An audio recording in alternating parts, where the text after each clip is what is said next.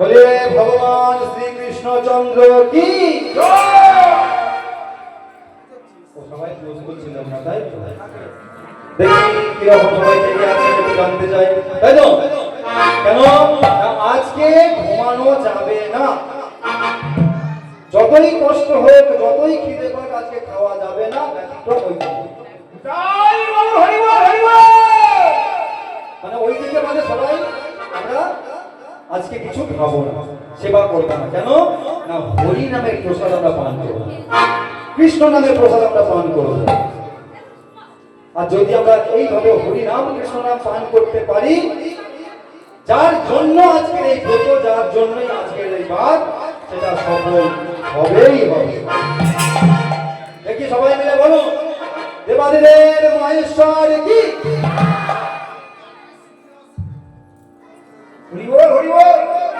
একটু বেড়েছে নাকি?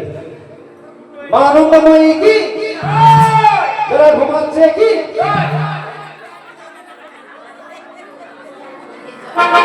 ঘুমাচ্ছে বলতে যে ঘুমাচ্ছে ধীরে ধীরে বলছে। কি হলো? এবার মহিপালের সম্মুখে কৃষ্ণ নাম হরি নাম করতে নারদ মুনিকে বলছে, মহিপাল কি ব্যাপার নারদ, তুমি এখানে কেন? না আজকে গভীর রজনীতে তুমি এখানে কেন?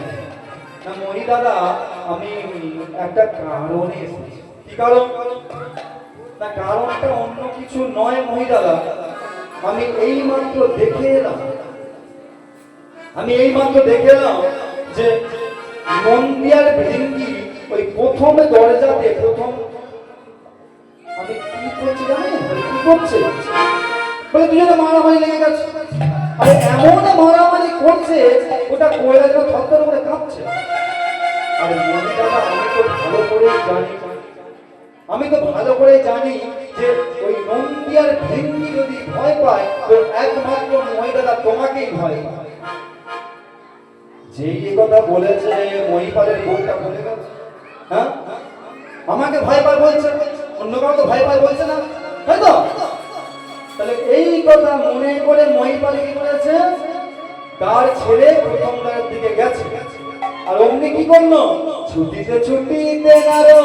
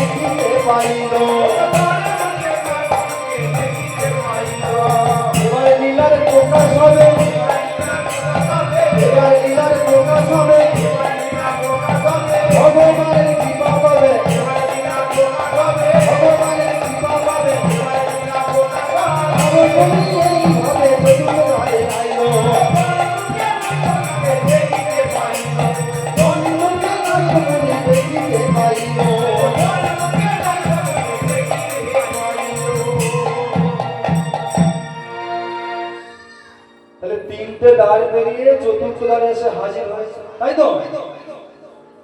একটু ঠেলে দাও তো, ঘুমাচ্ছে কি সুন্দর। জয়াদে কত নম্বর দ্বারে এলো মামা? বলো, তুমি বলো।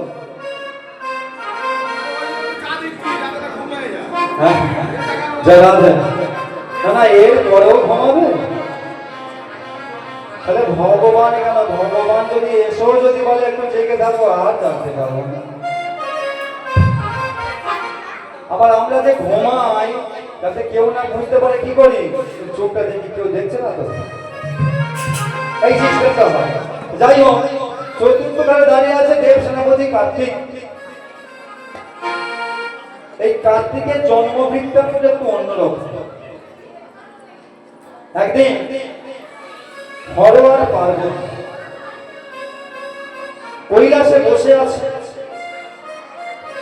কৈলাসে বসে বসে নিজেদের মধ্যে একটু প্রেম বিতরণ করছে। ঠিক সেই মুহূর্তে এক মহর্ষি এসে হাজির হয়েছে। আর যখন এই মহর্ষি হাজির হয়েছে, সঙ্গে সঙ্গে হর আর পার্বতী দুজনে ছাড়াছাড়ি হয়ে গেছে। আর যখনই ছাড়াছাড়ি হয়ে গেছে, তাদের যে মোর্চা বস্তু ছিটকে গিয়ে গভীর জঙ্গলে পড়েছে। গভীর জঙ্গলে ছিল ছয়জন কার্তিকী, 6 জন নারী। তারা গভীর জঙ্গলে লক্ষ্য করল একটা ছোট্ট ফুটফুটে সন্তান, একটা ছোট্ট ফুটফুটে সন্তান যার 6টা মাথা। ভক্তিমতী মা বাবা, আমাকে একটু বলুন যে আমরা যখন বড় পুজো মানে দুর্গা উৎসব দেখতে বেরোই, মা দুর্গাকে দর্শন করতে বেরোই, গল্প দেখো খালি। আমার গল্প হয়েছে না? আচ্ছা ঠিক আছে ঠিক আছে, আমার গল্প পরে করবে, একটু শুনে নাও না, তত্ত্বগুলো শুনে নাও, ভালো তো? এবারে আমরা আমাকে একটুখানি বলবেন মায়েরা যে আমরা যখন দুর্গোৎসব দেখতে বেরোই, দুর্গা মাকে দেখতে বেরোই, বড় পূজা দেখতে বেরোই, ওখানে আমরা কার্তিককে দেখি তো নাকি? দেখি এদিকে কি দুর্গা পূজা হয় নাকি? হয়তো, তাহলে কার্তিককে আমরা দেখি তো। আচ্ছা, কার্তিকের কটা মাথা থাকে? একটা। কি গো, দুটো মাথা বলছে কেন? মানে নিজেটা জুড়ে দিচ্ছে নাকি? জয় রাধে। তাহলে দুটো মাথা নয়, একটা মাথা থাকে, তাই তো? কিন্তু প্রকৃতপক্ষে কার্তিকের হলো 6টা মাথা। ওই ছোট্ট সন্তানটা যার 6টা মাথা ছিল, ওই 6 জন নারী, 6 জন কার্তিকেও ওকে মানুষ করেছিল বলে, তাই জন্য ওর নাম দেওয়া হয়েছিল কার্তিক। এবার যখন সন্তান বড় হলো, তাকে দেব সেনাপতি পদে নিযুক্ত করা হলো। আপনারা লক্ষ্য করে দেখবেন, আমরা যখন পদক উন্নতি করি, মানে পদোন্নতি করি, কোনো কাজ থেকে নিচের পোস্ট থেকে উঁচু পোস্টে উঠি, আমাদের মধ্যে তো অহংকার, আত্ম অহংকার এসে যায়, যেটা আমাদের কখনোই করা উচিত নয়। আজকে দেব সেনাপতি কার্তিকেরও অহংকার হলো, কিন্তু ভগবান দুটো জিনিস সহ্য করতে পারেন না, ভালো করে মনে রাখবেন। আমরা যে ভগবানকে ডাকি, ভগবান দুটো জিনিস সহ্য করতে পারেন না। এক হলো ভক্তের চোখে জল, আর একটা হলো ভক্তের মনের অহংকার। তার প্রমাণ তিনি বারে বারে রেখে গেছেন, আজকে কার্তিকের দিকেও রাখবে। তার প্রমাণ তিনি বারে বারে রেখে গেছেন কিরকম না, আমরা মহর্ষি বেদব্যাস মানে ব্যাসদেব মুনির নাম শুনেছি? শুনেছেন তো নাকি? ব্যাসদেব মুনির নাম শুনেছেন? যারা শাস্ত্র অধ্যয়ন করেন তারা অবশ্যই শুনবেন।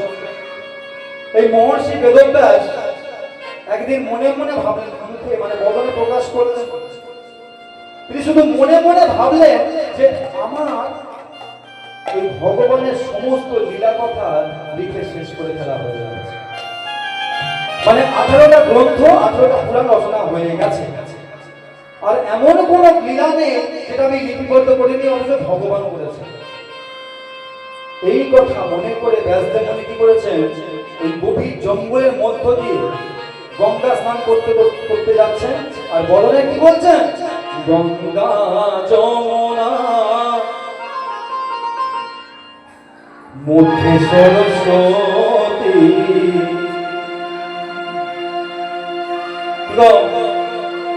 ত্রিবেণী সঙ্গম কি থেকে হয়? গঙ্গা যমুনা সরস্বতী ত্রিবেণী সঙ্গম, তাই তো? কিন্তু একটা কথা আমাদের মাথায় রাখতে হবে, ওই ত্রিবেণী সঙ্গমে যদি আপনি ডুবে যান, বাবা ঘুমেতে ডুবে গেছে, আর ত্রিবেণী সঙ্গমে কি যাবে? কি যারা তাহলে ওই ত্রিবেণী সঙ্গমে যদি আপনি ডুবে যান আপনার মৃত্যু অনিবার্য, মানে আপনাকে নিম্নগামী হতে হবে। কিন্তু ভগবানের একটা ত্রিবেণী সঙ্গম করে রেখেছেন, কি না সব চিত আনন্দ। তাই জন্য তো ভগবানের আরেক নাম সচ্চিদানন্দ। তাহলে এই সচ্চিদ আনন্দ এই ত্রিবেণী সঙ্গমে যদি আপনি ঢুকতে পারেন আপনি যত ঢুকবেন তত উদ্ধার হবে, তত ঢুকবেন তত উপর দিকে যাবেন। আগে কি আছে? গঙ্গা যমুনা মধ্যে সরস্বতী,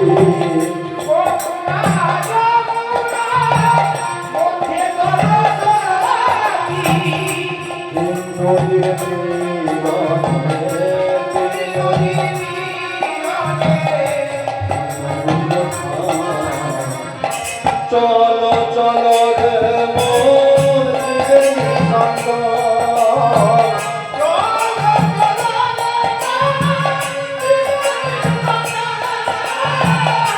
চলো চলো রে মোর ত্রিবেণী সঙ্গম,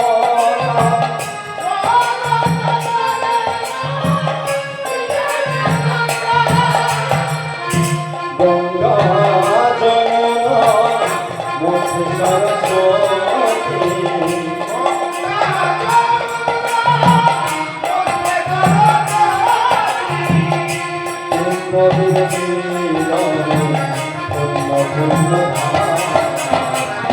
চলো চলো রে মোর ত্রিবেণী সঙ্গম,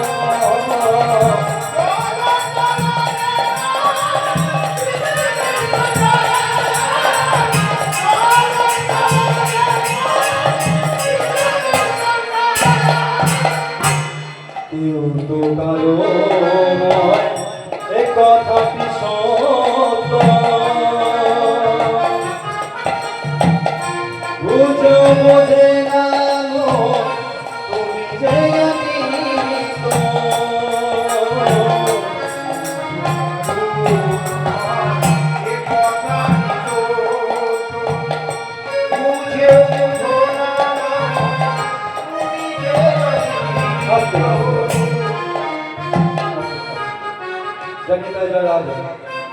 আচ্ছা মায়েরা, এখানে যে বলা হলো কেউ কারো নয় কথাটা সত্য নাকি ঠিক?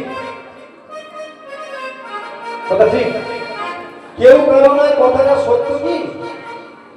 কি করে সত্য হবে?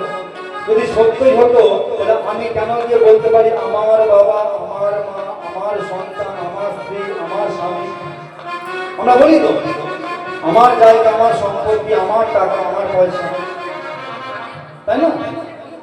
শব্দ বলি। এই যে কেউ কারো নয়, এটা প্রমাণ করার জন্য কি আছে না এইরকমই আপনাদের মতো আসতে আপনাদের মতো দুজন যা এসেছে হরি কথা কৃষ্ণ কথা শুনতে, এইরকমই ভাবে হরি কথা কৃষ্ণ কথা শুনছে। এখন শুনতে শুনতে ওই মায়ের মতো একটা জায়গায় ঘুম পেয়ে গেছে, ঝুলছে। এবারে কি হয়েছে, পাশে চাষ হচ্ছে, ও দিদি তো ঘুম পেয়েছে। থাক বাবা থাকো, হরি কথা কৃষ্ণ কথা শুনে লাভ নেই, বাড়ি যাই চল। হ্যাঁ, ও হরি কথা কৃষ্ণ কথা পরে হবে, আবার কালকে শোনা যাবে, আবার ইউটিউব চালা যাবে, দেখতে পাবো। আবার নালে পরে কালী মন্দিরে আবার তো গান হবে, আবার শিবরাত্রি আসবে, জন্মাষ্টমী আসবে, রাস আসবে, কত আসবে, হরি কথা কৃষ্ণ কথা, বাড়ি যাবো। এখন দুই জায়গায় চলে গেছে, গিয়ে শুয়ে পড়েছে, যত সময় যে জায়গা সেটা শুয়ে পড়েছে। এবার পরের দিনে সকালে কি হয়েছে, একটা সমস্যা হয়েছে। মানে যে যা ঘুমাচ্ছিল আগের দিন, সে উঠে পড়ে সকালবেলা তার ক্লাসিক কাজ সারছে। আর যে যায় ঘুম পায়নি কিন্তু ওর ঘুম পেয়েছে বলে গিয়ে চলে গিয়েছিল, সে আর ওঠেনি। তাকে যত ওঠালে সে বলে আর উঠবো না, যত ওঠালে বলে আর উঠবো না, মানে হয়ে গেছে। এখন এই যা তো মনে মনে ভাবতে, কাল সবাই দেখেছে আমার জন্য চলে এসেছে, তখন যদি আমি না কাঁদি কিরকম একটা ব্যাপার হয়ে যায় না। কান্না পাচ্ছে না, কি করেছে, চোখে জল নেই, ওই সামনে বালতিতে পচা জল ছিল, চোখে লাগিয়েছে,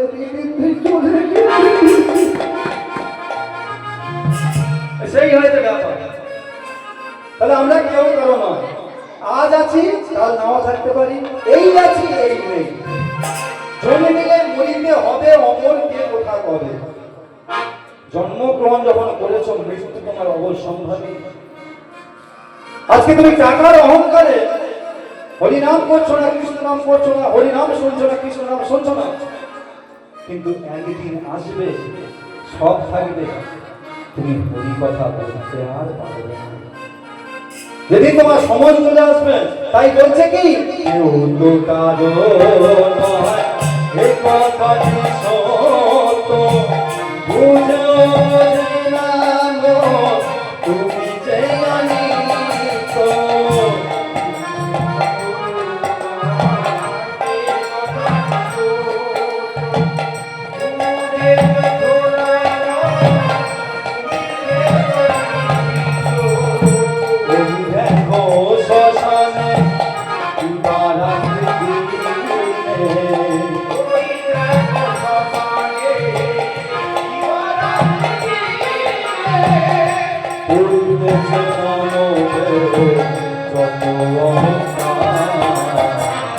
হরি বল হরি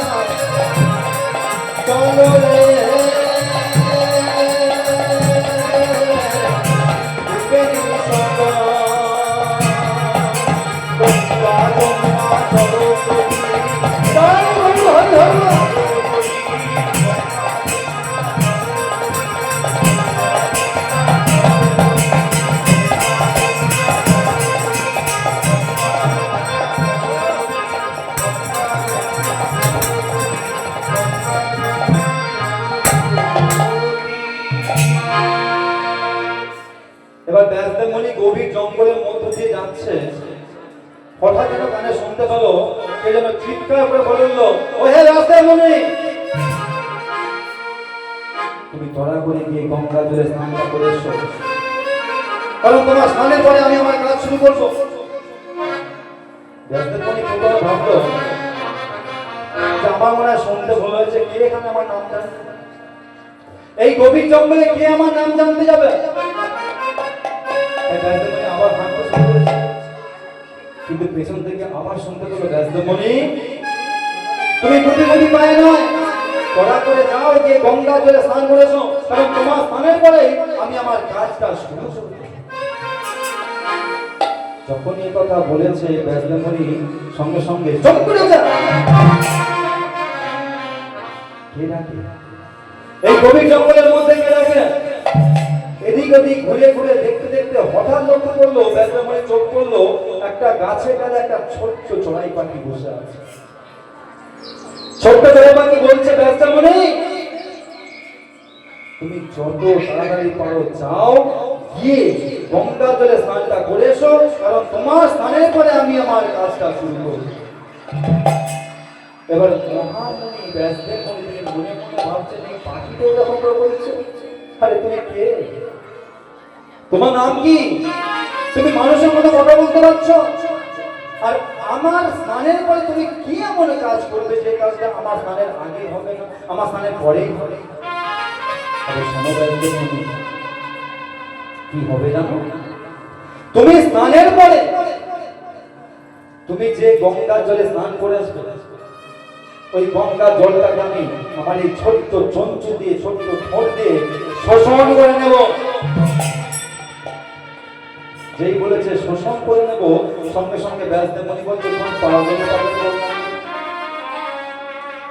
আমার চড়ুই পাখির দেহের সাইজটা কত, খুব বেশ হলে এক চাকরও হবে, 4 ঘাট 5 ঘাট, তাই তো, কিন্তু সেই চড়ুই পাখি বলছে তার ছোট্ট ঠোঁট দিয়ে এই সমস্ত গঙ্গার জলটা শোষণ করে নেবে। এটা কি সম্ভব? আরে তুমি কি পাগল হলে? বলে কেন না, তোমার দেহের সাইজটা বড্ড ছোট, তার উপর তোমার ছোট্ট চঞ্চু, ওই চঞ্চু দিয়ে তুমি এই গঙ্গার সমস্ত জল শোষণ করবে। বলছে কেন পারবো না, কেন পারবো না, এই পৃথিবী ত্রিভুবনের যিনি মালিক, সেকেন্ডে সেকেন্ডে যিনি লীলা বিলাস করেন, তার লীলার কথা তুমি যদি 18টা পুরাণের মধ্যে লিপিবদ্ধ করতে পারো, তাহলে আমি কেন আমার এই ছোট্ট ছঞ্চু দিয়ে ওই গঙ্গার জলটা শোষণ করতে পারবো না? সঙ্গে সঙ্গে ব্যাসদেব মনে ভুলটা ভেঙে গেছে।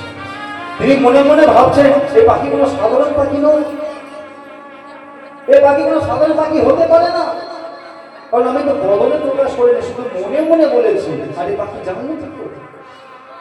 কে তুমি? তোমার নাম কি?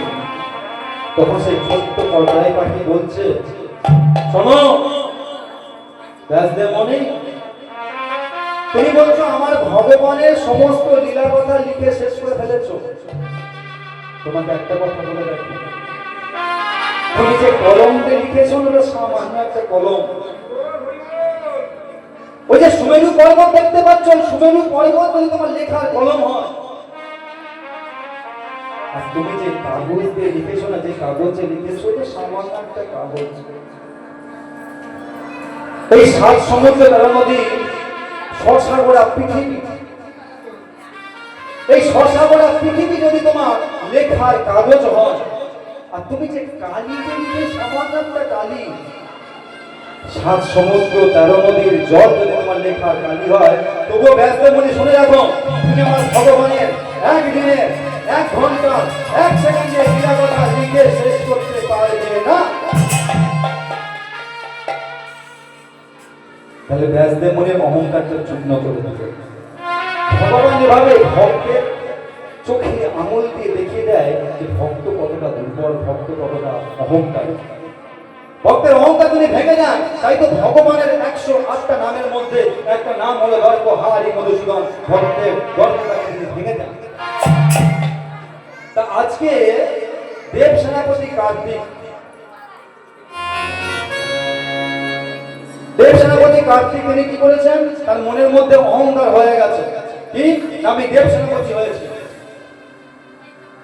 এই মনে করে ওই দেবরাজ ইন্দ্র একদিন একটা যজ্ঞ করছিল। সেই যজ্ঞস্থলে নিজে সিংহাসনে বসে আছে, সমস্ত দেবদেবী 33 কোটি দেবদেবী এসে গেছে। আর সেখানে চতুর্মুখী ব্রহ্মা 4টি বাল্যখিল্য মুনি এসে হাজির, 4টি সন্তান, সনত, সনন্দ, সনাতন, সনত কুমার। যে সন্তানদের বয়স কয়েক হাজার, কয়েক কোটি, কিন্তু দেখলে মনে হবে ছোট্ট বছর বয়স বালক, 5 বছর তাদের বয়স, তাদের শরীরে পোশাক পর্যন্ত তারা হলো।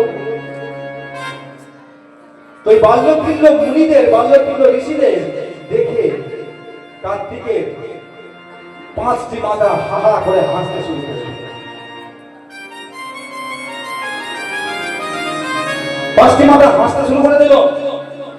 আর যখন হাসতে শুরু করে দিল,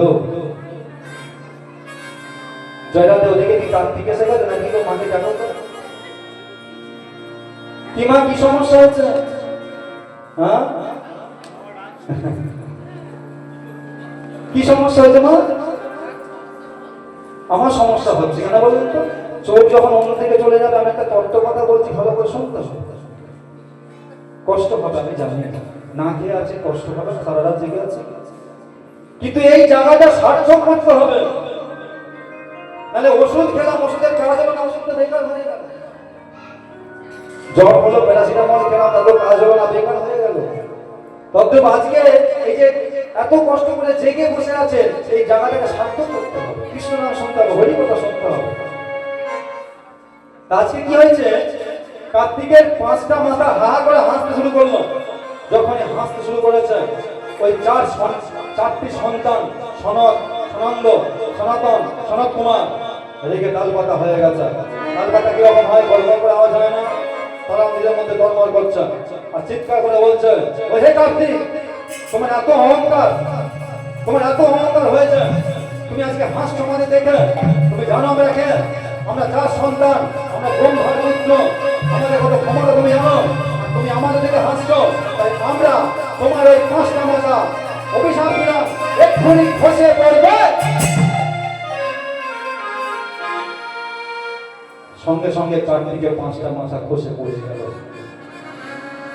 যখন খসে পড়ছে, কার্তিকের আর একটা মাথা ছিল সঙ্গে সঙ্গে হাত জড়িয়ে বলছে, প্রভু আমি তো জানি না, আমি যে অন্যায় করে ফেলেছি, আমি তো জানি না, আমি তো ভুল করে ফেলেছি, তাহলে এই ভুলে কি কোনো ক্ষমা নেই? করো না প্রভু, ক্ষমা করো না, করো না প্রভু, আমি যে বড় অহংকারী করেছিলাম, আমি যে অহংকারী হয়ে গিয়েছিলাম, আমার অহংকার ভেঙে গেছে, আমার বুদ্ধি নষ্ট হয়েছিল, আমি পদ পাওয়ার পরে, পদ উন্নতি হওয়ার পরে আমার মধ্যে একটা আত্ম অহংকার এসে গিয়েছিল, আর তার জন্যই আমার এই অবস্থা। সঙ্গে সঙ্গে ওই চতুষ্কুমার আশীর্বাদ দিয়ে দিল। কারণ যদি কোনো বৈষ্ণবের কাছে আপনি অপরাধ করে ফেলেন, তিনি যদি অভিশাপও দিয়ে দেন, যদি আপনি তার পায়ের কাছে আবার বলেন, তিনি আশীর্বাদ দিয়ে দেন। তো সনৎ কুমাররা আশীর্বাদ দিলেন, কার্তিক আজ থেকে তোমার একটাই মাথা থাকবে, তোমার 6টা মাথা থাকার জন্য তোমার নাম ছিল সরানস, কিন্তু আজ থেকে তোমার একটা মাথা। আর তোমার যে 5টা মাথা খসে গেল, আমরা আশীর্বাদ করলাম ওই 5টা মাথা থেকে, ওই 5টা মাথাকে আমরা বিফল হতে দেব না, ওই 5টা মাথা যাতে ভগবানের কাজে লাগে আমরা সেই আশীর্বাদ করছি। তাই আজ থেকে তোমার এই 5টা মাথা পঞ্চপ্রদীপ হয়ে যাবে, তোমার এই 5টা মাথা থেকে পঞ্চপ্রদীপ সৃষ্টি হবে, যে পঞ্চপ্রদীপ ভগবানের আরতি কীর্তনে লাগবে। এই হলো পঞ্চপ্রদীপের সৃষ্টি কষ্ট। তা আজকে দেব সেনাপতি কার্তিক দাঁড়িয়ে আছে দাঁড়িয়ে, আর নারদ মুনি মনে মনে বলছে, কি নারদ, কি ব্যাপার? হ্যাঁ নারদ বলে, কেন তুমি এখানে কি করছো? আমি আমি তোমার বাবার কাছে। কেন বাবার কাছে এসেছো? কার্তিক আমি কেন এসেছি সেটা পরে কথা বলছি, আমি এই মাত্র মঠধাম থেকে দেখে এলাম। জানো বলে, কি দেখে এলে? আমি মঠধামে গিয়েছিলাম। বলে, কি দেখে এলে? জানো কার্তিক, মঠধামে কি দেখে এলাম? আমি মঠধামে গিয়েছিলাম, মঠধামে গিয়েছিলাম, এই মাত্র দেখে এলাম, এই মাত্র দেখে এলাম। মঠধামে গিয়েছিলে, এই মাত্র তুমি কি দেখে এলে? আরে আমি দেখে এলাম যে মর্তের মানুষজন, মর্তের ভক্তরা তোমাকে পূজা করছে। কেন জানো? তাতে তাদের একটা সন্তান হয়। সন্তান বলে, হ্যাঁ তারা সবাই প্রচার করেছে যে কার্তিক পূজা করলে তাদের একটা করে সন্তান হবে। তাই আগেকার দিনে মায়েরা যাদের সন্তান হতো না তাদের কার্তিক দেওয়া হতো।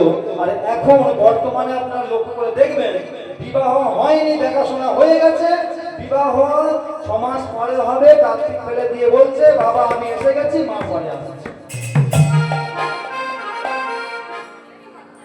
কি গো, হয় তো নাকি? এখন হচ্ছে বিবাহের সব রেডি হয়ে গেছে, প্রস্তুত হয়ে গেছে, 6 মাস পরে দিয়ে এবারে বন্ধুরা মিলে কার্তিক ফেলে দিয়ে দেবো, বাবার কাছে ফেলে দিয়েছে, লিখে দিয়েছে, বাবা আমি কার্তিক, আমি এসে গেছি, আমাকে তুলে নাও, মা 6 মাস পরে আসবে।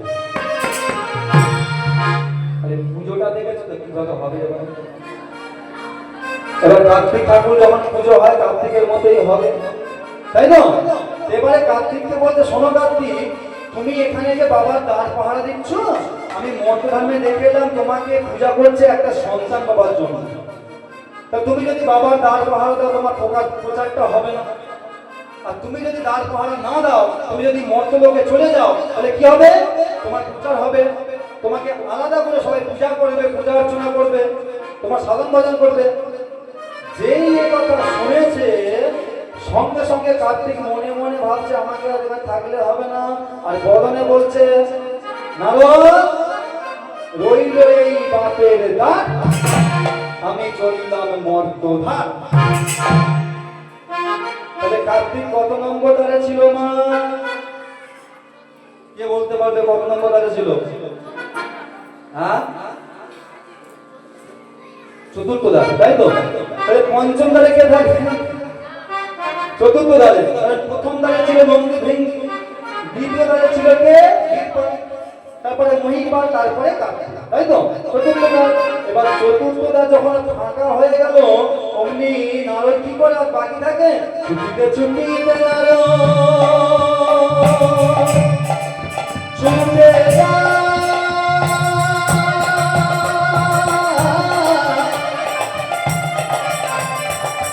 ছুটে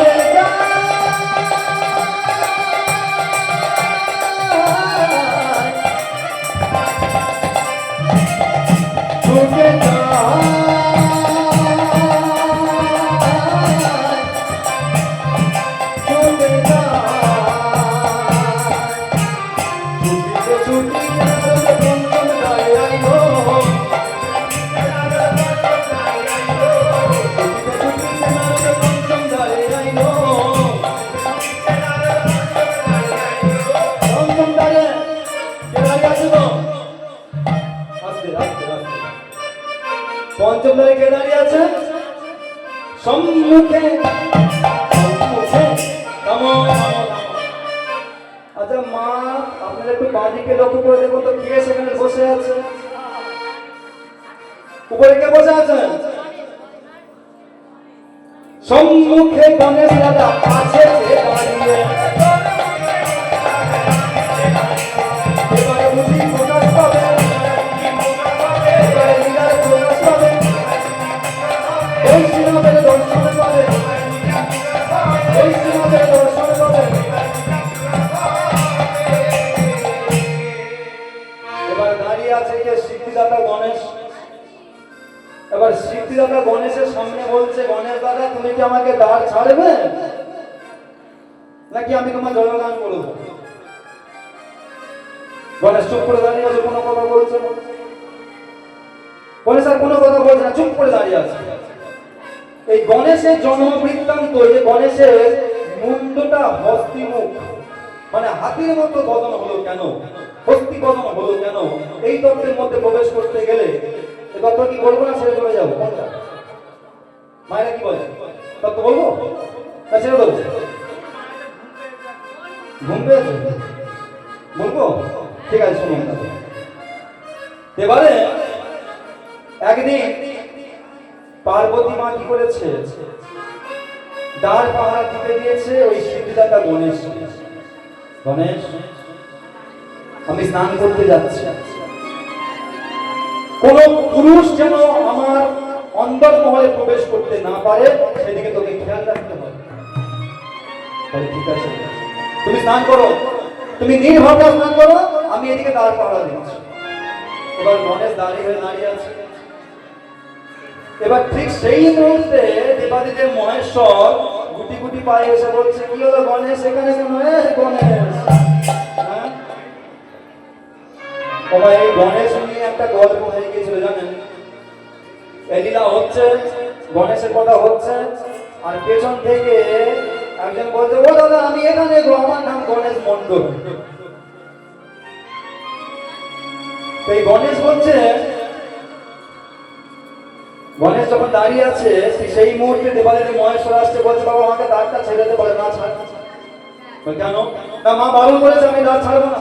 আরে বাবা আমি তোর পিতা, সে আমার স্ত্রী, তবুও দ্বার ছাড়বে না? বলে না ছাড়বো না। যখন এইভাবে জোর করছে, গণেশ রেগে যাচ্ছে, গণেশ দ্বার ছাড়ছে না। তখন ভোলানাথ মহেশ্বর কি করেছে? ক্রুদ্ধ হয়ে নিজের রাগ সহ্য করতে না পেরে নিজের হাতে ত্রিশূলটা গণেশের দিকে ছুঁড়ে দিয়েছে। আর যেই গণেশের দিকে ছুঁড়ে দিয়েছে, গণেশের মুন্ডটা ঘর থেকে আলাদা হয়ে চিৎকার করেছে, মা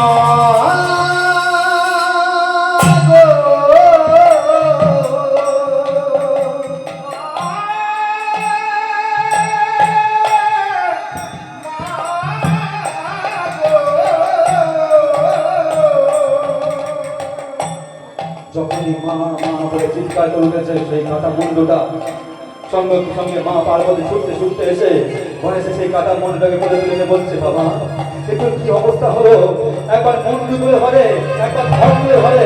সঙ্গে সঙ্গে মা মা পার্বতীর চোখে জলটা যেই মাটিতে পড়েছে অমনি গোটা বিশ্ব গোটা সৃষ্টি ধর করে কেঁপে উঠেছে।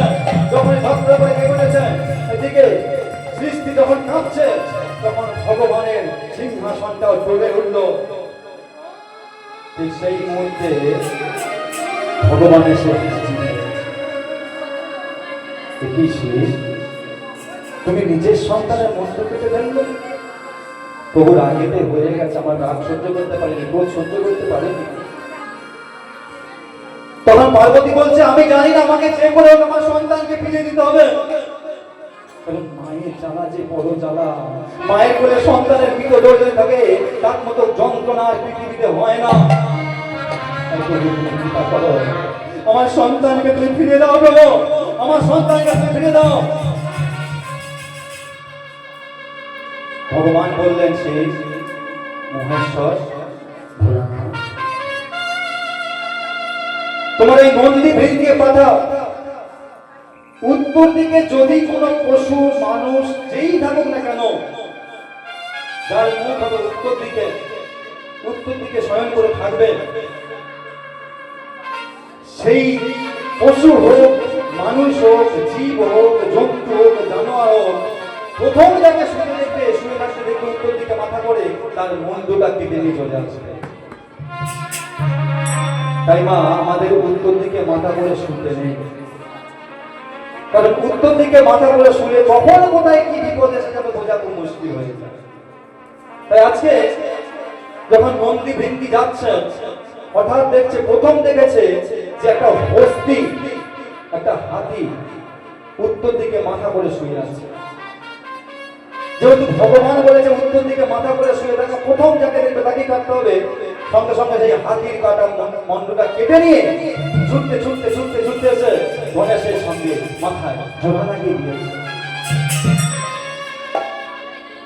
এই গণেশের যখন গণেশ জীবিত হয়ে গেল, মা পার্বতী মনে মনে ভাবছে, কি ব্যাপার হলো, আমার সন্তানের এই হস্তিপদন, ভগবান আমার সন্তান এইভাবে হস্তিপদন হতে পারে না। বলছে, ঠিক আছে শোনো, হস্তিপদন হয়েছে ঠিকই, কিন্তু তোমার সন্তান সবার অগ্রে পূজা পাবে, অর্থাৎ আমার পূজা করুক, যারই পূজা করুক না কেন, ওই সিদ্ধিদাতা গণেশের পূজা সবার আগে করতে হবে, এই আমি আশীর্বাদ করলাম। তাই মা দেখবে, যেখানেই পূজা হোক না কেন, যাই পূজা হোক না কেন, ভগবানের পূজাই হোক আর যারই পূজা হোক, আগে সিদ্ধিদাতা গণেশের পূজা করা হয়।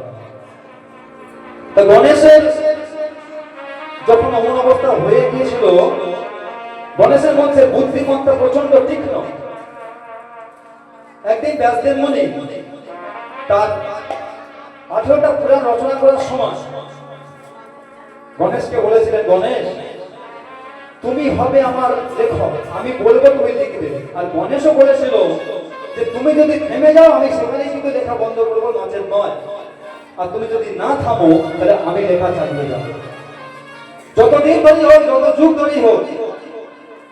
তখন ব্যাসদেব মুনি বললেন, গণেশ তুমি তো লিখবে, কিন্তু তোমাকে ভেবে লিখতে হবে। আমি এমন শ্লোক বলবো, সেই শ্লোকের উচ্চারণ তোমাকে ঠিকভাবে লিখতে হবে, শুনতে হবে, ভাবতে হবে, মানেটা জানতে হবে, তারপর তুমি লিখতে পারবে। বলে তাই হবে। এবার লেখা শুরু হয়েছে। ঠিক সেই মুহূর্তে গণেশের কলমটা গেল ভেঙে, গণেশের কলমটা ভেঙে গেল। গণেশ কি করবে, লিখতে হবে, লেখা থামানো যাবে না, কথা দেওয়া আছে। তাই সঙ্গে সঙ্গে কি করলো, গণেশ ধীরে দাঁত ভেঙে দিল, দাঁত ভেঙে দিয়ে লেখা শুরু করলো। তাই গণেশের একটা নাম একদন্ত, একটাই দাঁত আছে। আজকে নারদ মুনি ওই গণেশের সম্মুখে চিৎকার করে বলছে, গণেশ তুমি আমাকে দাঁত ছাড়বে না, তুমি ছাড়বে না কি তোমার বাবা ছাড়তে বাধ্য, দেখবে কেন? বলে কেন, দেখি তোমার কত ক্ষমতা। এই বলে নারদ মুনি কি বলেছে, শুরু করে দেখি, জয় গণেশ জয় গণেশ। গমা হয়ে গেল হরিকথা, কৃষ্ণ কথা শোনা। হ্যাঁ, আস্তে আস্তে আস্তে সবাই মিলে করতাল দেব আর একটু গণেশের গুণকীর্তন করবো, তাই তো? কেন, গণেশের গুণকীর্তন করলে আমাদের এই জায়গাটাও সার্থক হয়ে যাবে, তাই তো? সবাই মিলে জয় গণেশ জয় গণেশ জয় গণেশ দেবা, মাতা দুর্গা পার্বতী পিতা মহাদেবা। সবাই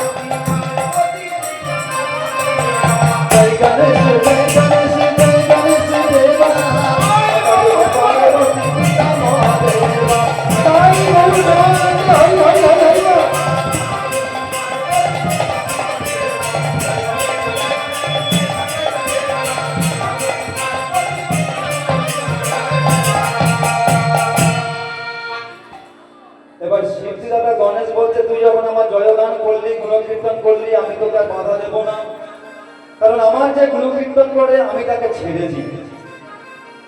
ভক্তিমতী মা ও বাবা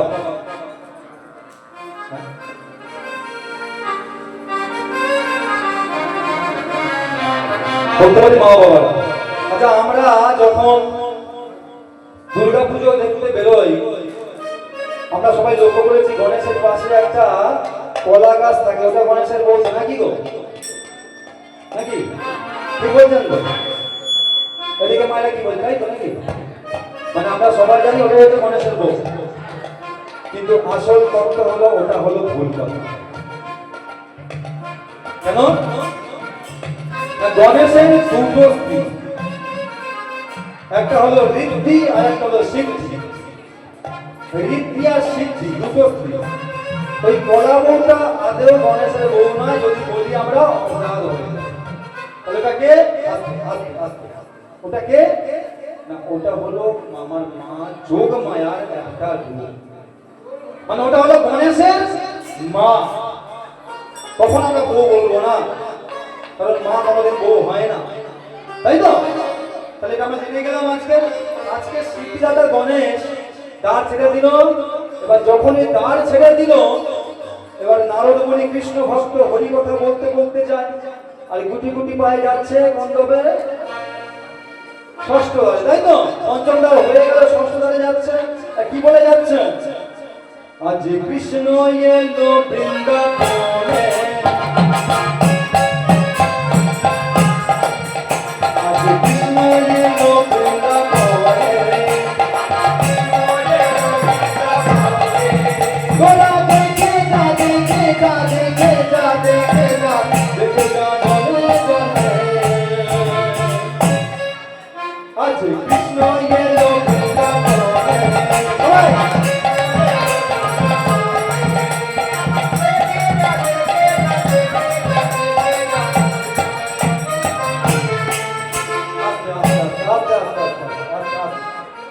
আচ্ছা বলছি, কৃষ্ণ বৃন্দাবনে এলে রাধারানীর আনন্দ পায়, লজ্জা পায়, দুঃখ হয়।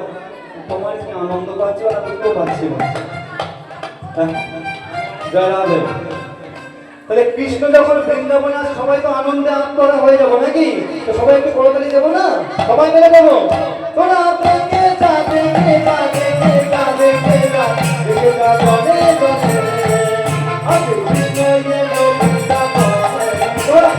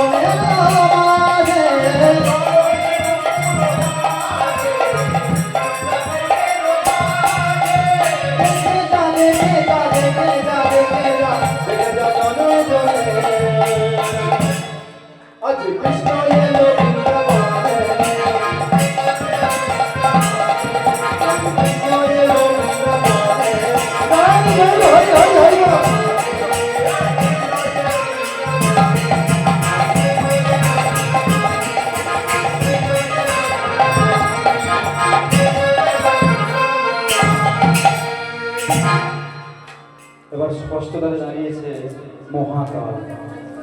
মহাকাল যে দাঁড়িয়েছে, সঙ্গে সঙ্গে নারদমুনি বলছেন, মহাকাল আমি অনেক ছলনা করেছি, আমাকে ছেড়ে দাও।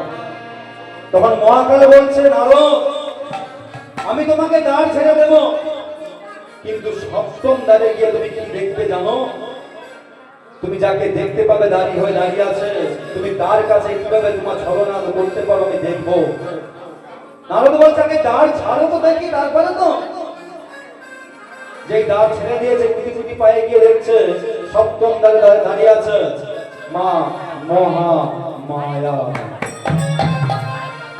যেই মা মহামায়াকে দেখেছে, সঙ্গে সঙ্গে মা মহামায়া চলে গেলে আছাড় খেয়ে পড়েছে। আমি যে দোষী মা, আমি যে ছলনার আশ্রয় নিয়ে এসেছি মা, তুমি কৃপা করো না মা। মাগো দোষ করো নয় গো মা, দোষ করো নয় গো মা,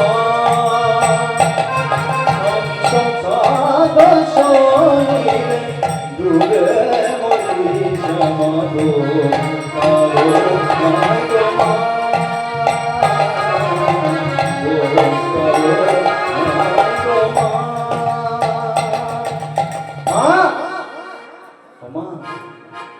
সন্তান যদি ভুল করে মা তো ক্ষমা করে, তাই মা তুমি কৃপা করো না মা। আজকে আমি অনেক ছলনা করে, অনেক মিথ্যে কথা বলে, অনেক ঠকি আমি এই সপ্তম দ্বারে এসে উপস্থিত হয়েছি। আজকে তুমি দ্বার ছেড়ে দেবে না মা? তখন মা জননী, মা পার্বতী তিনি বলছেন, নারদ সন্তান যদি মায়ের চরণে আছাড় খেয়ে পড়ে অশ্রু বিদলিত করে, মা কি থাকতে পারে? নারদ আজকে আমি তোকে দ্বার ছেড়ে দেব। নারদ তোরা তো বলিস আমার স্বামী নেশাখোর মাতাল, শ্মশানে মশানে পড়ে থাকে, তোরা তো বলিস আমার স্বামী গাঁজা ভাত খেয়ে পড়ে থাকে। নারদ আজকে দেখবি আমার স্বামীর আজকে কি রূপ। এই বলে মা বলছেন, নারদ তোর ওই নয়নে তুই দেখতে পাবি না, তোকে আমি দিব্য দৃষ্টি দিচ্ছি। শোন নারদ, এই নে তুই দিব্য দৃষ্টি নে, আর দেখ আমার স্বামীর কি রূপ। এই বলে মা পার্বতী যে দিব্য দৃষ্টি দিয়েছে, দিয়ে যে দরজা খুলে দিয়েছে, সপ্তম দ্বার খুলে দিয়েছে, নারদ ভাই চোখ খুলেছে। আমি কি দেখছি? কি দেখছে গো? ও তার সর্ব অঙ্গে লেখা আছে মধুর হরি নাম,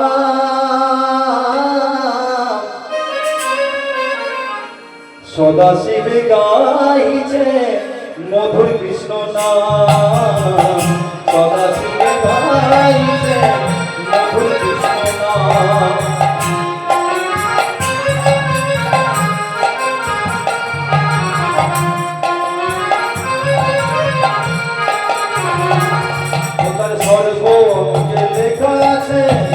মধুর হরি নাম, সদাশিব গাইছে মধুর কৃষ্ণ নাম, সদাশিব গাইছে। নারদ এই কথা দেখে, এই রূপ দেখে জগৎবাসীকে শিক্ষা দিচ্ছে, শোনো জগৎবাসী, তোমরা নামে ভজ, নামে করো, নামে করো নামে ছাড়া এ জগতে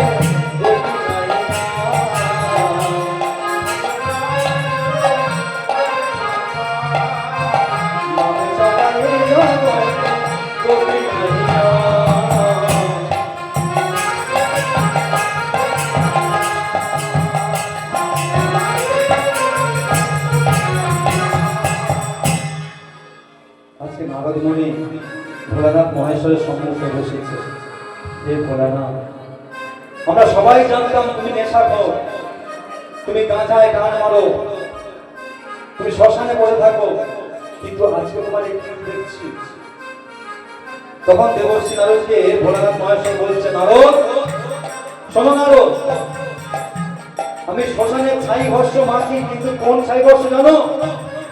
যদি কোন কৃষ্ণ ভক্ত যদি কোনো হরিভক্ত মারা যায়, তার দেহটা যখন পুড়িয়ে ছাই করে দেওয়া হয়, সেই ছাইটা আমার অঙ্গে মাখি,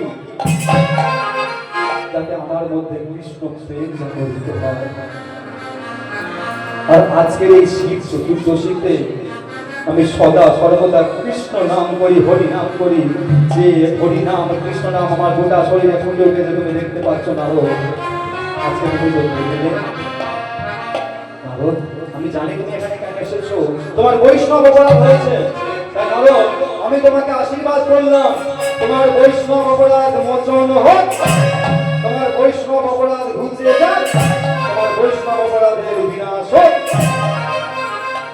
যে কথা বলেছে, সঙ্গে সঙ্গে নারদ মনে মনে মনে ভাবছে, আমি তো প্রভু এবার দর্শন পাবো। দেবশ্রী নারদ বলছে, হে প্রভু, হে দেবাদিদেব মহেশ্বর, তাহলে আপনি যখন আমাকে কৃপা করলেন, তাহলে আমি একবার দেখতে পারি তো নাকি? বলে হ্যাঁ দেখো। তাহলে আমার কোনো বিপদ হবে না তো? বলে না, বিপদ হবে না। তবে দেখো, প্রভু বিপদ ভঞ্জন সংকট মোচন মুরলীধারী তুমি জাগো জাগো জাগো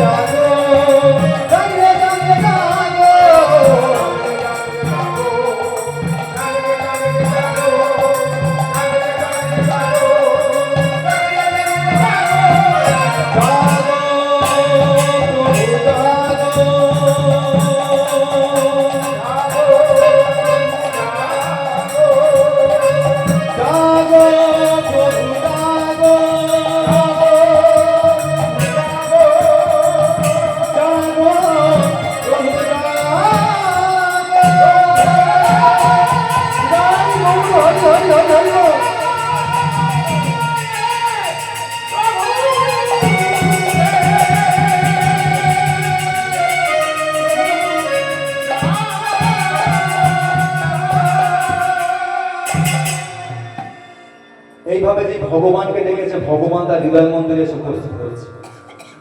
নারদ মুনি বললেন, এবার ঠিক আছে প্রভু, ভগবানের দর্শন হয়ে গেছে, বৈষ্ণবের কৃপা হয়ে গেছে। আচ্ছা প্রভু, আমি তোমার কাছে আসার আগে আমি চতুর্মুখী ব্রহ্মাকে চারটি প্রশ্ন করেছিলাম। বলে কি প্রশ্ন বল, উত্তর দিয়ে দিচ্ছি। আচ্ছা প্রভু, তোমার হাতে ত্রিশূল কেন? সত্য রজ তম, আমার ত্রিশূলের তিনটে ফলা, আমি ওই সত্য রজ তম নিয়ে ঘুরি। সত্য হলো মাঝে, রজ আর তম হলো দুটো বাঁকা পথ। সত্য পথটা হলো সোজা, তাই মাঝের পথটা হলো সোজা, মাঝের ফলা সোজা, আর রজ আর তম দুটো হলো আলাদা পথ, বাঁকা পথ, দুটো বাঁকা, তাই দুটো ফলা বাঁকা। আর কি ও দুটো করে চোখ, তোমার তিনটে চোখ কেন? তোমার এই তিনটে চোখটা কি? তবে শোন, একটা হলো ডান নেত্র, একটা হলো বাম নেত্র, আর যেটা তৃতীয় নম্বর ওটা হলো জ্ঞান নেত্র। ভগবানের কীর্তন করতে করতে যদি ভগবানের গুণকীর্তন করা যায়, যদি ভগবানের নাম জপ করা যায়, আমরা লক্ষ্য করে দেখেছি পথে ঘাটে অনেক দেখানো নাম জপ হয়, ওইভাবে নাম জপ করতে হবে, অপরাধ নেবেন। যদি এক ধ্যানে, এক মনে, এক প্রাণে ভগবানের নাম জপ করা হয়, তাহলে আমাদের তৃতীয় নেত্রটাও খুলে যাবে। তাই ওই নেত্র হলো জ্ঞান নেত্র। আর কি রে, আর কি সমস্যা? তবু তোমার নাম দেব পঞ্চানন জানো, এই কথা। তবে শোন, আজকে আমি পাঁচটা বদনে, আমি ভোলেনাথ মহেশ, আমার পাঁচটা বদনে সদা সর্বদা আমি হরি কথা, কৃষ্ণ কথা বলছি। তাই আমার নাম দেব পঞ্চানন। তবু তোমার সামনে বিষয় থাকে কেন? বিষয়টা অন্য কেউ নয়, আমার দুটো বিষয় নন্দী আর ভৃঙ্গি। শোন, আমার মন্দিরে প্রবেশের আগে, আমাকে প্রণাম করার আগে আমার ওই নন্দীকে প্রণাম করতে হবে, তবে সেই প্রণামটা আমি গ্রহণ করব, নচেত নয়। শুধু তাই নয়, নন্দীর বাম কানে তুই যে কথা বলবি, তোর যা মনস্কামনা আছে তুই যদি বলতে পারিস, সেই নন্দীর কাছ থেকে আমার কাছে চলে আসবে, আমি তোদের কৃপা করবই করব। আর কোনো প্রশ্ন আছে না প্রভু? আর কোনো প্রশ্ন নেই? তাহলে প্রভু সবই যখন হলো, তাহলে তুমি আর মা একসঙ্গে দাঁড়ালে তো হয় নাকি? বলে তাই হোক। আজকে দেবী পার্বতী আর শিব একসঙ্গে দাঁড়িয়েছে, আজকে ভক্ত পাশে দাঁড়িয়ে কি বলছে? ও ভক্ত আর ভগবানের মিলন হইল, ভক্ত আর ভগবানের মিলন হইল। আচ্ছা, এতক্ষণ যারা সবাই ঘুমাচ্ছিল, সবাই মিলে একটু বাহু তোলো তো দেখি। যারা ঘুমাচ্ছিল এখনো বাহু তোলো, দেখে দাও, দেখে দাও। ঘুম হয়ে গেছে, বাহু তোলো দেখি। সবাই মিলে প্রেমানন্দে হরি হরি বলো, সবাই সবাই মিলে প্রেমানন্দে হরি হরি বলো, হরি বল, হরি বল।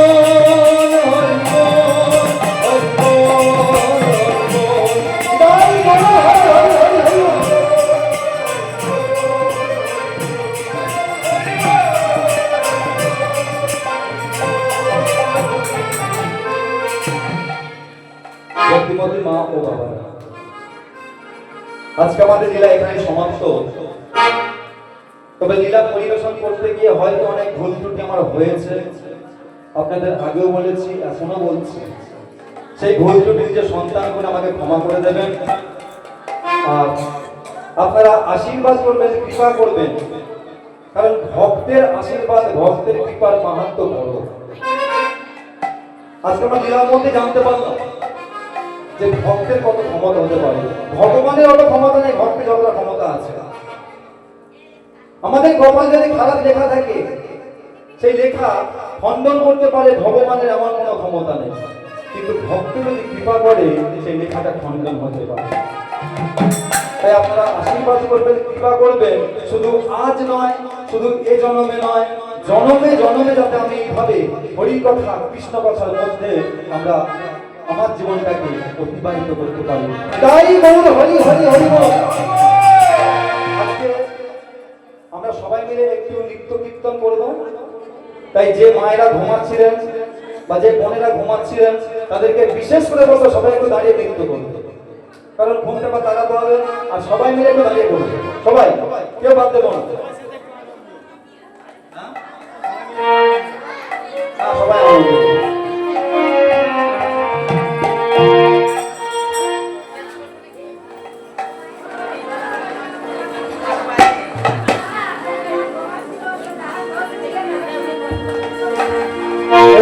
ঘুম কোথায় যায় নাকি? সকাল হয়েছে, আমি আর কি বলবো, তাই তো? তবে চলে যাক নাকি?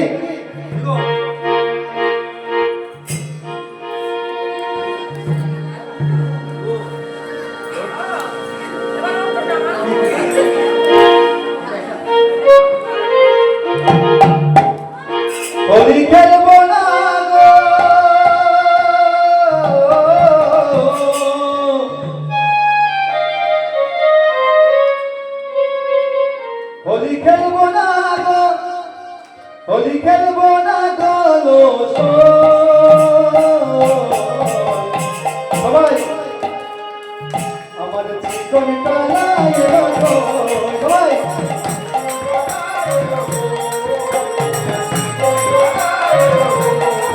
হরি খেলবো না গো হরি খেলবো না গো লোক আরে দুই তিন চার কনকালা এলো গো কনকালা এলো গো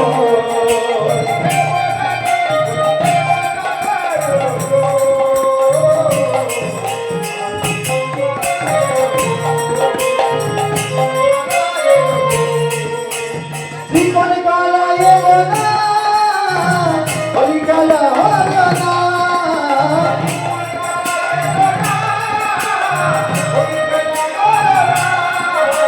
জীবন কালা এলো না হরি কালা হলো না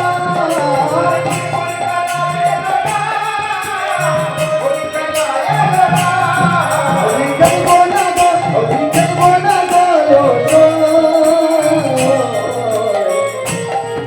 আরে কনকালা এলো গো কনকালা এলো গো